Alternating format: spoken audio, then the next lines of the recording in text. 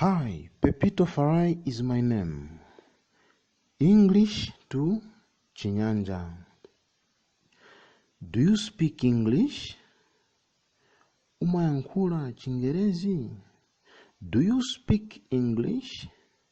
Umakamba Chizungu? I don't speak English. Sindi mayankhula Chingerezi. I don't speak English. Sindi makamba Chizungu. I don't speak English much. Sindi mayankhula Chingerezi kwa basi. I don't speak English much. Sindi makamba Chizungu maningi. I only speak very little English. Ndimango yankhula mwapang'ono kwa basi. I only speak very little English. Ndimango kamba pang'ono chabe. I speak a little English.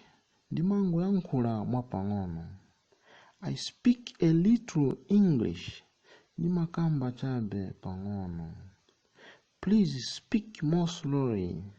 Chonde yankhulani mosatamanga kwa basi. Please speak more slowly. Chonde yankhulani mosatamanga kwa basi. Thank you so much. Subscribe my channel for more apps on your way. Ciao.